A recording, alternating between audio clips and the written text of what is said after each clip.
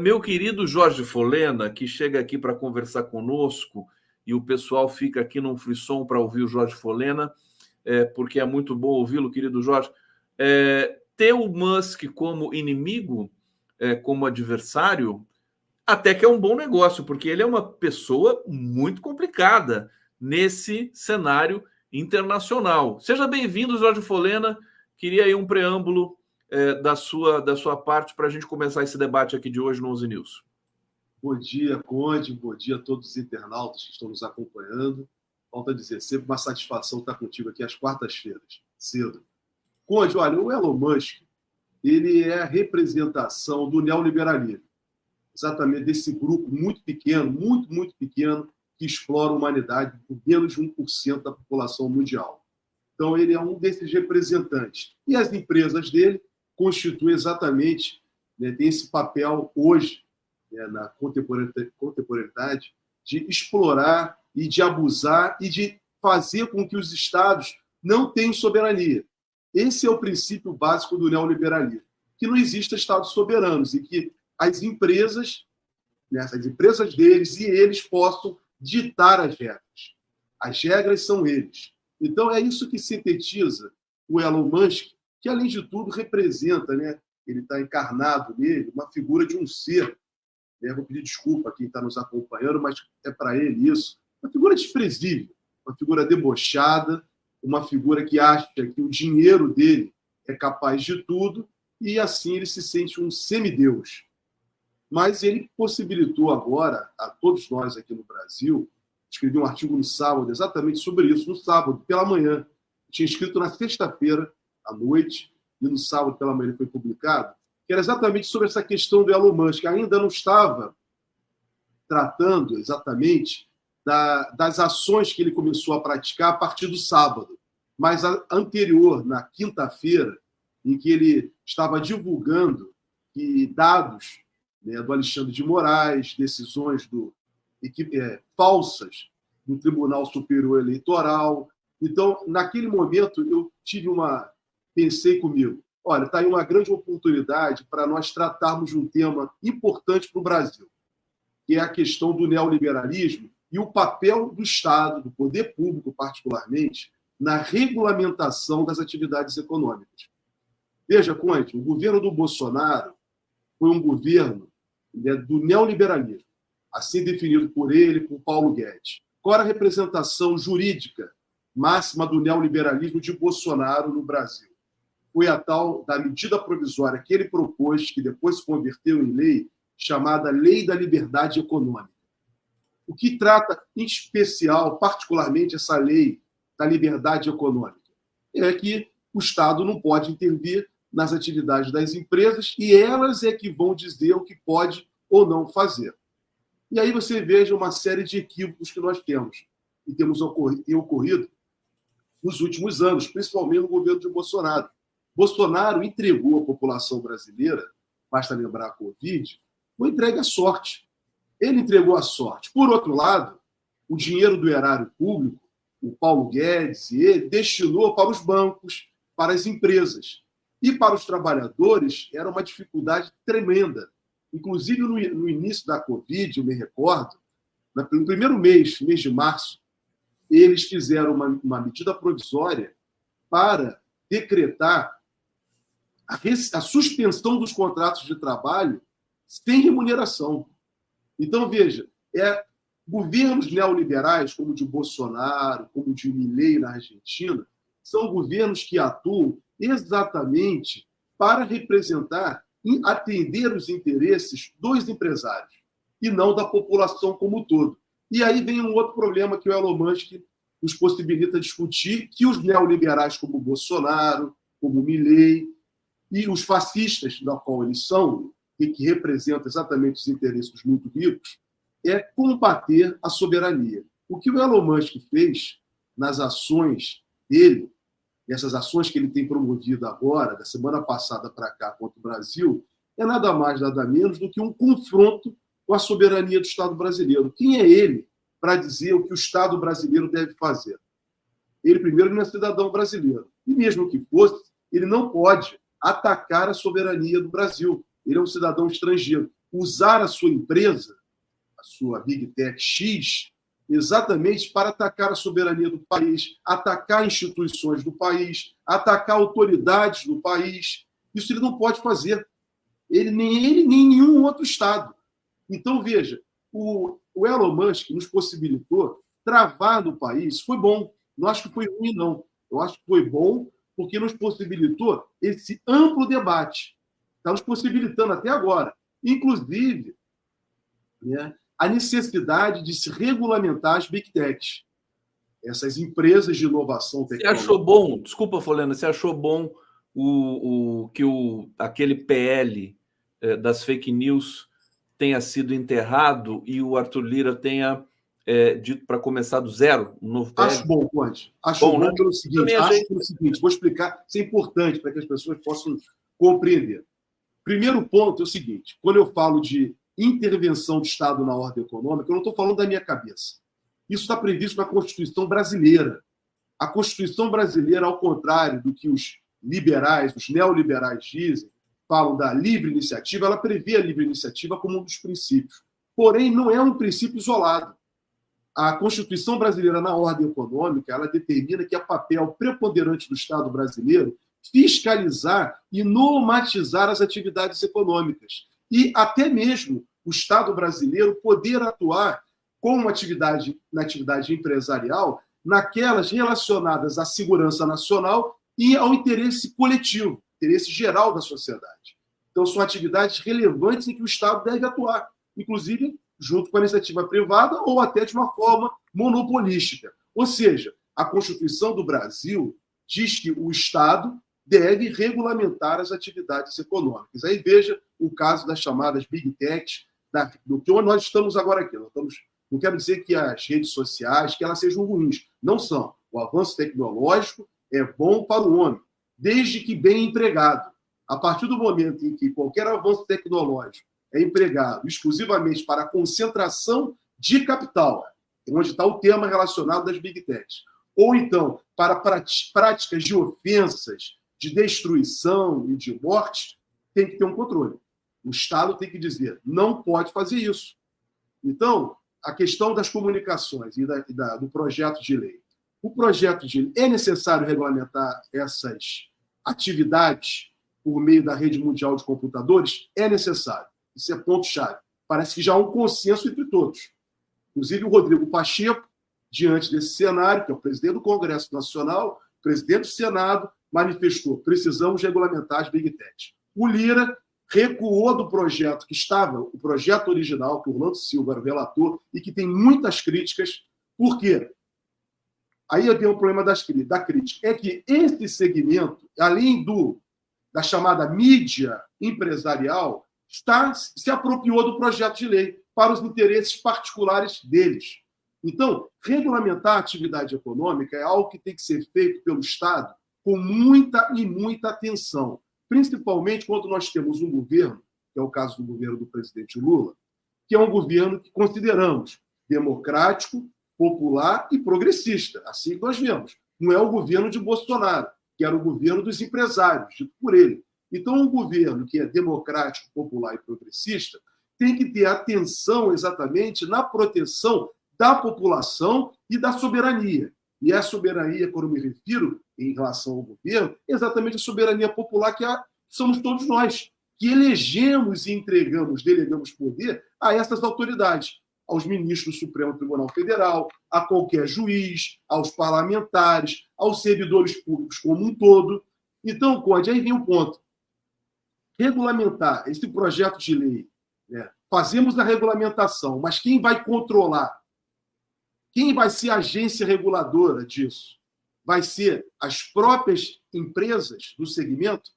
É um erro que nós temos visto constantemente, né, a meu juízo, quando o Fernando Henrique Cardoso, né, inclusive antes, quando era senador, apresentou o projeto de concessão, que era já exatamente para fazer, né, as concessões futuras, em 1994, e cria, no governo dele, as diversas agências regulamentadoras de atividades essenciais que foram privatizadas, por exemplo, energia elétrica. Vamos ver o caso da energia elétrica, que está mais latente para todos, em São Paulo, no Rio de Janeiro, em diversos estados do Brasil, em que tem sido crônica a falta de atenção por parte das distribuidoras de energia elétrica. Quem é a agência reguladora? Essa agência reguladora, de uma maneira geral, é o Estado, é uma autarquia. Porém, quem controla essa autarquia é o poder econômico. São essas empresas. Então, daí a atenção. Se é para regulamentar, a gente vai ter que criar algo muito sério. Algo que tenha efetivamente a participação da sociedade. E não uma falsa representação da sociedade, como ocorre por muitas vezes, e acaba sendo essas atividades de controle, acabam sendo exatamente controladas, peço desculpa aí pela redundância, pelo poder econômico. Então, foi bom o Lira tirar para fazermos uma ampla discussão sobre esse tema. Vamos seguir aqui nesse tema e temos outras questões também para debater, para discutir aqui ao longo do nosso programa. Vou para o bate-papo, deixa eu trazer aqui a participação do nosso público. Aliás, obrigado pelo carinho, pelo prestígio de estarem todos aqui sempre, promovendo aqui o mais qualificado debate da internet progressista brasileira, sem dúvida nenhuma. Hussein Brasil, Eid Mubarak a todos os muçulmanos do Brasil e no mundo, especialmente aos de Gaza, que rezaram sob chuva, pois Israel destruiu todas as mesquitas. Hoje está chegando o fim do Ramadã, salvo engano, e aí o Hussein está aqui saudando com essa saudação habitual aqui para esse momento. Obrigado, Hussein Brasil, pelo registro. Edson Antunes, o mercado borrou nas calças quando o Lula anunciou mercadante no lugar de pratos. Essa é engraçado. É tudo por dinheiro, soberania do Brasil, que se dane. Luiz Carlos Kerber, Arthur Lira é um chantagista, chacador e fascista a serviço dele próprio. Pilantra jogou fora o projeto que poderia regulamentar as Big Techs. Não, na verdade, eu acho que nesse ponto, quer dizer, aquele projeto relatado pelo Orlando Silva tinha muitos problemas, de fato, e estava fadado a ser sempre rejeitado ali. Eu acho que o Arthur Lira peca por outras razões, mas está aqui seu comentário, querido. Absolutamente democrática aqui a nossa menção. Luiz Olímpio, quer dizer que fica por isso mesmo? Sem suspender o X no país, depois de tudo que acontece? Um absurdo. Governo e STF covarde, uma vergonha. Eu quero aproveitar o comentário do Luiz Olímpio para te fazer a seguinte pergunta. Alguns analistas, muitos, inclusive editoriais dos grandes jornais, que não são referência, mas que, enfim, participam aí do debate, dizem que o Alexandre de Moraes passou do ponto em incluir o Elon Musk no inquérito das fake news.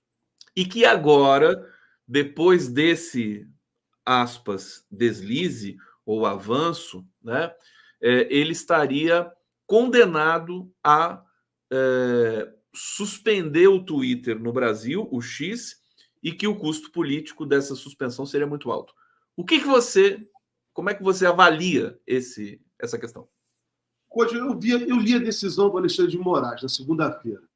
Vou dizer para você, olha, eu não tenho essa impressão, não. O que aconteceu foi o seguinte, vamos lá. Primeiro que o Elon Musk desafiou a autoridade do Tribunal Superior Eleitoral e do próprio Supremo Tribunal Federal. Por quê? Ele anunciou e fez que iria descumprir decisões judiciais já tinham sido tomadas com relação a pessoas que praticaram delitos utilizando as plataformas digitais e que estão suspensos. E o Elon Musk falou que ia liberar sem nenhuma autorização judicial. Isso, sem dúvida nenhuma, isso é uma infração do Código Penal. A previsão do crime de desobediência.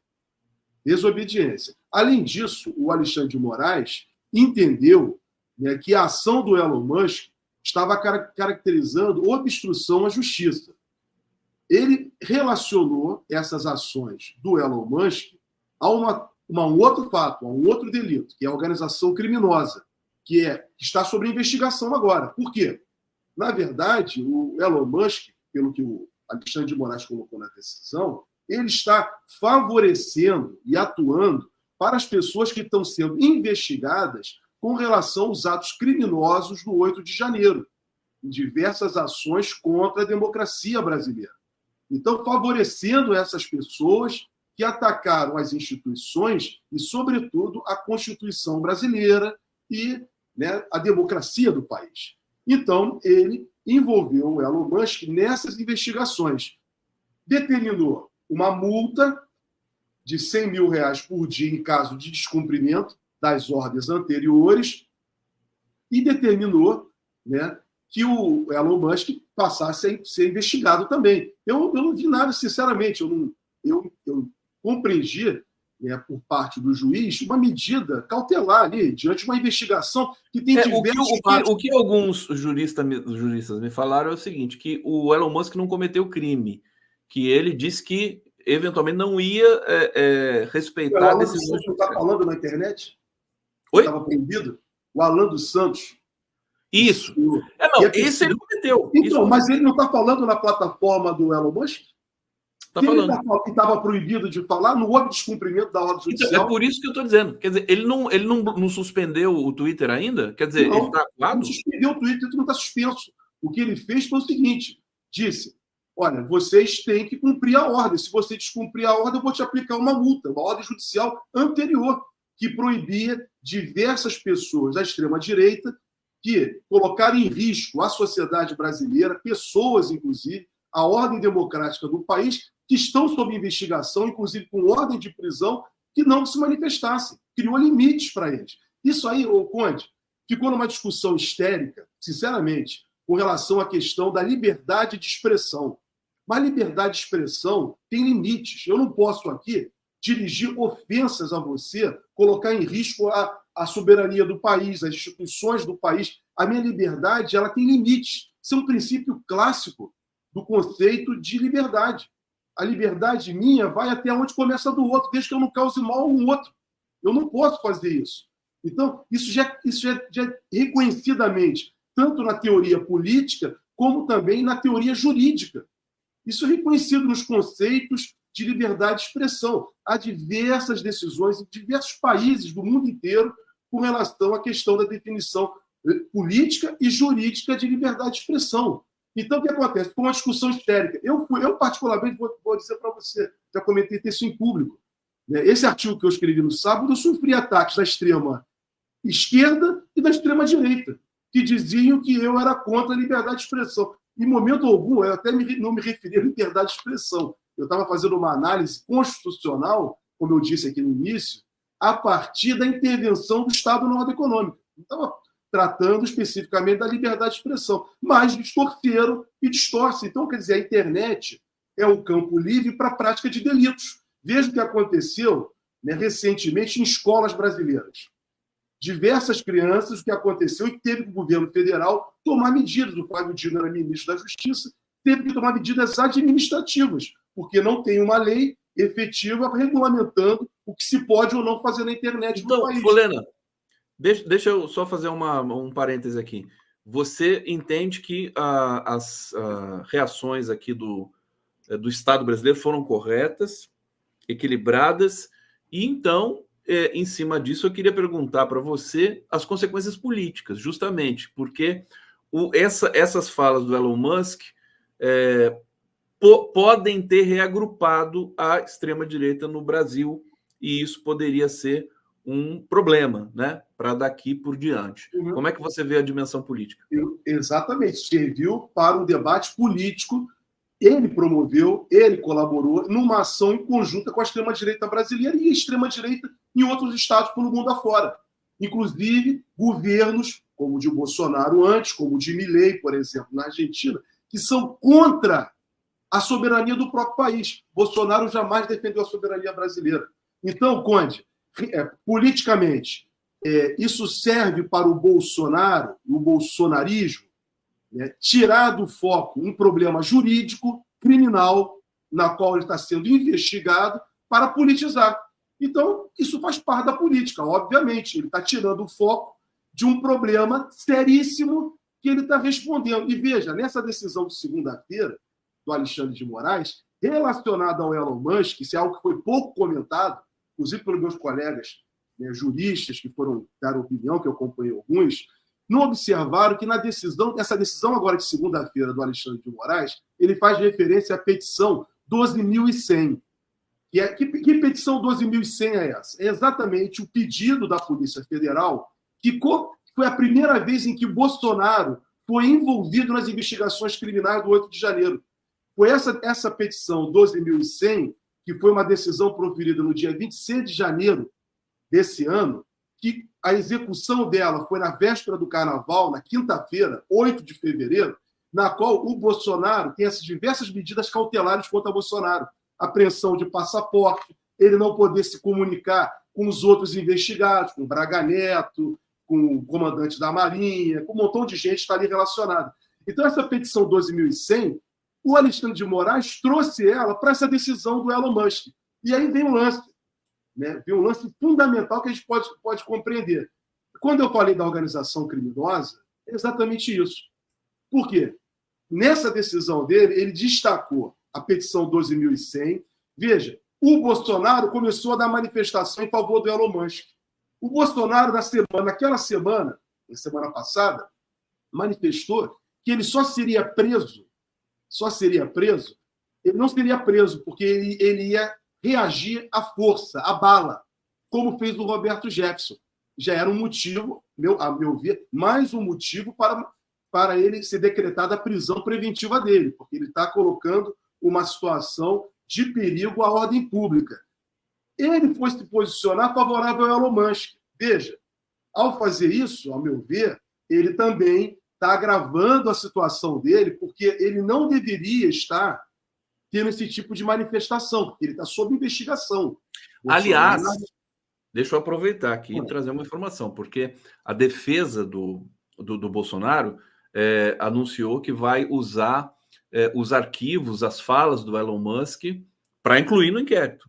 Sim. Em defesa do Bolsonaro. Quer dizer, você vê que o problema, você vê que as coisas vão ampliando. Eu queria aproveitar e te perguntar também, inclusive pedir vênia aqui para o público, que é o seguinte: o pessoal está cansado de falar do Elon Musk, né? São 3 dias seguidos. Eu ia comentar com você que o Bolsonaro agradeceu essa entrada do Musk no noticiário, cobrindo o noticiário, mas o governo também, né? Porque estava a crise lá da Petrobras, tinha outras pendências também. O Elon Musk deixou tudo para baixo lá. Agora, a questão é o seguinte: ontem o Musk fez uma associação gravíssima com o Alexandre de Moraes, colocando em suspeita o fato dele, acusou praticamente o Alexandre de Moraes de ter matado o Teori Zavascki. Não sei se você chegou a ver essa informação. Ele insinuou isso. E assim, a gente fica na expectativa, no mínimo, quer dizer, de uma manifestação, de uma resposta do Alexandre de Moraes com relação a isso. Você não acha gravíssima essa questão também? Claro que é, pô. A extrema-direita vive de mentira, né, Conde? É assim que vive, inclusive, o neoliberalismo. O neoliberalismo, que o Elon Musk é um dos maiores representantes dele, como eu falei também aqui, ele se vale de mentira e de repressão. Quem defende o Estado repressivo, autoritário, é o neoliberalismo. Eles não têm nada de defensores de liberdade. Eles nunca defenderam liberdade. A liberdade deles é para praticar atos como esse que o Elon Musk fez. Irresponsável, criminoso. Vou dizer, criminoso. Ele jamais poderia afirmar que o Alexandre de Moraes tem alguma vantagem com relação a esse fato. Isso é uma coisa absurda. Mas ele falou de maneira irresponsável porque ele acha que nada pode acontecer com ele. E o Alexandre de Moraes, a gente também não tem que ficar cobrando posição do Alexandre de Moraes. O Alexandre de Moraes, ele só toma posição, primeiro que ele não é super juiz, você tem que deixar claro. Ele é como qualquer outro juiz que estivesse ali, estaria fazendo a mesma coisa. Vou dizer para você, estaria fazendo a mesma coisa. Por quê? Quem está provocando o Alexandre de Moraes são as autoridades, é a polícia e o Ministério Público. É que tem a polícia, que tem a atribuição de fazer a investigação, as investigações que estão em curso, o Ministério Público, que também está acompanhando essas investigações, e ele, juiz, recebe as solicitações e toma as medidas. Ele não está tomando por conta própria. Isso é outro equívoco. As pessoas colocam isso nos meios de comunicação, principalmente nos grandes meios de comunicação. Mas no caso do Elon Musk, ele não tomou por conta própria? Não, ele tem sido provocado pela polícia e pelo Ministério Público. O Ministério Público Federal está acompanhando. Juiz não age por conta própria. Juiz só age por provocação. Todo juiz só decide se alguém pede a ele alguma coisa. Quer dizer que no caso do Musk, alguém denunciou? Qualquer caso. Qualquer caso. O juiz não toma decisão por conta própria. O juiz só toma decisão se alguém pede a ele. Alguém tem que pedir. Então, no caso criminal, a polícia que tem a atribuição de fazer a investigação, o delegado de polícia vai fazendo os requerimentos. Por isso que eu falei da petição 12.100. É curioso porque ninguém falou nisso. Claro que não, porque distorce, Conde. A grande mídia corporativa ela está a serviço de quê? A decisão do Alexandre de Moraes está aí na internet para todo mundo ler, foi estar disponibilizada. Pública, o Alexandre de Moraes tem tido uma grande virtude. Isso sim ele tem feito por conta própria. Quando fica as fofocas, principalmente da grande mídia, aqueles camaradas ficam dizendo assim: eu ouvi dizer de uma fonte muito importante, né? Que diz o tempo inteiro à tarde, fica naqueles programas repetindo dos canais aí grandes. Então, veja, o que ele fez para acabar com o disse-me-disse? Ele tem feito, tornado público. Quando ele torna público, o Gustavo Conde tem acesso à informação e pode produzir o trabalho dele de qualidade jornalística, de divulgação, para tornar as coisas claras. Então, tem muita fofoca. Volto a dizer isso. Juiz não age por conta própria. Só o Moro, né, Folena? Mas no Moro, ele atuava combinado. Ele dizia para o Dallagnol... Veja só, para lembrar, é importante isso, para mostrar e ilustrar bem essa situação. Ele dizia para o Dallagnol, faça isso para eu deferir. Então, quer dizer, veja, ele combinava com o Dallagnol e mandava o Dallagnol fazer, mas, a princípio, a iniciativa era do Ministério Público Federal, pela Força-Tarefa. Então, eu não vou ficar falando suspensão do... Folena fala, é tão densa a fala do Folena que a gente fica aqui, eu fico querendo interromper a todo momento para fazer mais pergunta para a gente ampliar nosso leque aqui de repertório, nosso repertório aqui sobre as análises políticas, que é muito importante, né? Eu acho que o 11 News e os programas aqui da TVT, do canal do Conde, a gente quer propiciar justamente isso, repertório, né? A gente não quer induzir opinião ou dogmaticamente impor uma posição para o nosso público aqui. Pelo contrário, a gente quer possibilitar repertório da opinião, da análise, da abordagem, para que a gente possa formular opinião política no âmbito da consciência política com liberdade, e aí sim, realmente, liberdade de formular as posições políticas. Folena, já que a gente falou do Moro aqui, en passant, meio que para fazer argumentação, mas eu quero falar concretamente porque o Moro foi liberado, né? Ele não foi cassado pelo TRE do Paraná. Eu não sei até que ponto você acompanhou aquele julgamento, que muita gente diz que são cartas marcadas, mas agora vai para o TSE, porque PL e PT vão recorrer ao TSE. Como é que você avalia a posição, o que está acontecendo com o Moro nesse momento? Inclusive, ele tem também uma interpelação do CNJ prontinha para ser aplicada, né, para ele. O Conde, aconteceu o que eu falei contigo semana passada. Falei contigo semana passada aqui, que o julgamento do Moro no Paraná, para mim, não seria nenhuma surpresa se ele saísse vencedor. Por quê? A pressão local. Isso é uma característica do patrimonialismo brasileiro. O Moro é totalmente protegido, né, pelos interesses locais do Paraná. Por isso que você tem as instâncias superiores. Você tem as instâncias em Brasília, mais distantes, né, que aí é uma configuração maior no cenário político. Eu vi os votos, tá? Eu não sou advogado do caso, mas eu vou tratar aqui de uma forma pública, não o caso em si. Sinceramente, o que o tribunal, a maioria dos juízes do Tribunal do Paraná lá decidiram é que o Moro não praticou abuso de poder econômico, ou seja, eles colocaram em xeque o conceito de abuso de poder econômico. Por quê? Eles todos reconhecem efetivamente que o Moro recebeu dinheiro como candidato, né, pelo Podemos para atuar como ser candidato a presidente da República. E tirou essa candidatura dele para ser depois candidato a senador por São Paulo. E depois não conseguiu ter o domicílio eleitoral reconhecido em São Paulo, fugiu para o Paraná para ser candidato pelo Paraná. Obviamente que a condição do Sérgio Moro era diferente dos demais candidatos. O que está em debate é exatamente isso. O poder econômico dele foi maior que os demais candidatos. Esse é o conceito de abuso de poder econômico. Eles fizeram um exercício gigantesco, os votos vencedores, a decisão final que prevaleceu, para dizer que o Moro não se beneficiou dos recursos da maior que ele teve, que inegavelmente teve. Então, o julgamento sofreu influência local, a meu juízo, sofreu, mas já esperava isso. Mas o grande julgamento vai se dar exatamente no Tribunal Superior Eleitoral, como eu falei semana passada. Por quê? Se todos lembrarem, há um julgamento de um outro caso, de 2018, que era uma juíza também, lavajatista, eleita pelo PSL, pelo Mato Grosso, chamada juíza, disputou o cargo como juiz da Selma, que eram chamadas de Moro de Saia, em que exatamente ela recebeu recursos financeiros muito além que os demais candidatos. Inclusive, o suplente dela fez um empréstimo a ela, na época, se eu não me engano, de R$1 milhão. Então, ela tinha mais recursos financeiros que os demais. E o Tribunal Superior Eleitoral, o Tribunal do Mato Grosso, já tinha cassado ela. E o Tribunal Superior Eleitoral firmou uma jurisprudência reconhecendo que aquele dinheiro que ela tinha era muito superior. Então, o argumento que o Tribunal do Paraná empregou no caso do Moro, com relação a ele não ter praticado abuso de poder econômico, que ele já era conhecido suficientemente, porque ele já era juiz da Lava Jato, já tinha uma visão mediática muito grande, reconhecido em todo o país, isso não é suficiente, sinceramente. O suficiente é ele se valeu de capital, dinheiro, mais do que os demais candidatos? Sim. Os outros candidatos não receberam dinheiro antes para fazer a candidatura deles, receberam depois, no período eleitoral, no período pré-eleitoral ele recebeu. Então, esse é o tema que vai ser decidido no final pelo Tribunal Superior Eleitoral. E há um precedente. Há um precedente que o tribunal vai ter que se debruçar sobre ele.